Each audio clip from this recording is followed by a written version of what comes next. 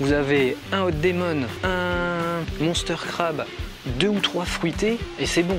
Même en cas de pêche difficile, si vous passez ces pattes pendant 15-20 minutes à chercher le poisson, à le proposer différemment et que vous n'avez pas de touche, c'est que pour le moment il n'y a pas de carpe sur votre poste, point final. C'est juste ça à se dire et à conclure. Donc attendre que les poissons arrivent, parce que c'est sûrement un mauvais moment, attendre qu'ils repassent ou les faire en sorte qu'ils repassent, qu'ils reviennent. Et ça va être dans le rappel, mais un rappel très très discret. N'oubliez pas l'importance du bruit également. C'est pour ça qu'on va bientôt faire des vidéos où je vais vous montrer l'impact du pois chiche et où j'adore pêcher au pois chiche, soit éché, soit directement sur l'hameçon, parce que quand on rappelle au pois chiche, ça fait un bruit tellement caractéristique que ça attire déjà les carpes dans un premier temps. Après, est-ce qu'elles vont mordre ou pas, c'est autre chose, mais au moins on les attire très facilement. Allez, je me fais ma pâte avec cette fois-ci ce bijou à l'arôme Scopex. On conclura la vidéo en parlant des futures vidéos. C'est parti!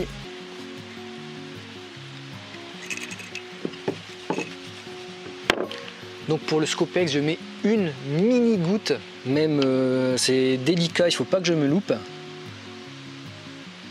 Voilà, une goutte suffit largement, ça sent très très fort.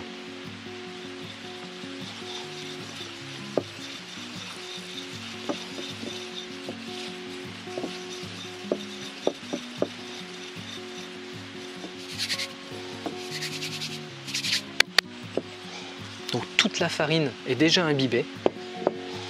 J'aimais bien faire ce Scopex avec une coloration jaune. Donc généralement j'en faisais moitié-moitié. Là j'avais cette base par exemple, puis je la redivisais en deux.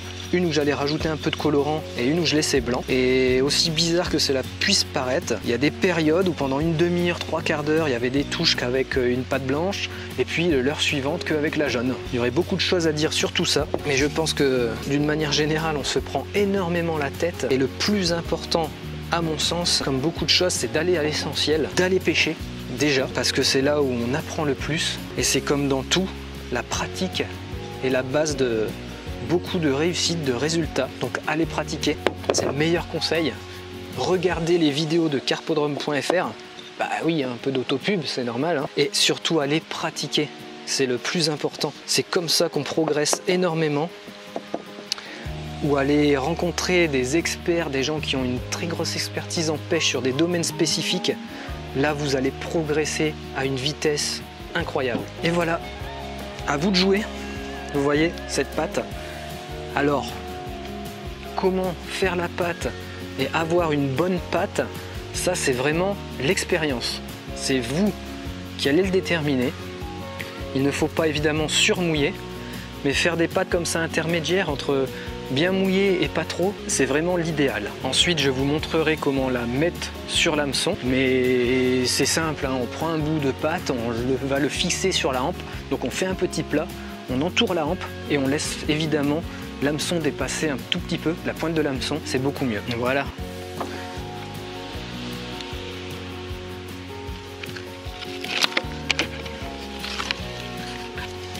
Donc vous avez vu hier, vidéo de pêche, défi 2 heures, la playlist a été ouverte, je vous mets le lien juste ici si ça vous intéresse. Aujourd'hui, je vous ai montré comment faire une pâte pour pêcher la carpe au cou d'une manière très très simple, donc petit budget. Vous voyez, notre pâte là est prête, Ocean Vie. Ici, notre pâte avec un arôme Scopex. J'ai fait le choix de ne pas faire d'épicé, mais je vais vous faire une autre vidéo sur la préparation de ces pâtes avec, je pense, 5 à 6 pâtes réalisées, colorées, pour vous montrer les interactions différentes. Il peut y avoir une pâte à chêne vie de ce type, mais il est intéressant de rajouter également une pâte chêne vie uniquement à base d'huile, parce que ça va avoir d'autres effets dans l'eau en termes de diffusion. On peut également utiliser du chêne vie, le chêne vie pur, pour l'intégrer à une pâte. Mais il peut se préparer de manière différente, broyé, bouilli, et chaque technique de cuisson ou de présentation, dans une amorce ou en pâte, va avoir une interaction différente, donc proposer potentiellement des touches différentes. On fera également des pâtes épicées. Si vous faites des pâtes épicées et que vous faites plusieurs pâtes, faites-la en dernier, sinon vous passez entre deux par la salle de bain pour vous nettoyer les mains, c'est très puissant, donc vous allez contaminer les autres pâtes. Commencez par les goûts discrets, fruités, et puis allez chercher de l'épice en fin de préparation des pâtes. Je repense à quelques années où je préparais 4 à 5 pâtes le soir avant de partir et je faisais systématiquement une pâte épicée en dernier. Allez, merci d'avoir suivi cette vidéo. Partagez-la autour de vous s'il vous plaît, partagez tout le travail de carpodrome.fr et mettez des commentaires pour nous aider à grandir. Dans les prochaines vidéos, je vais vous parler de la ligne de pêche idéale pour pêcher la carpe au cou en carpodrome ou en étang, parce que ne négligez pas que dans beaucoup d'étangs classiques, il y a énormément de carpes.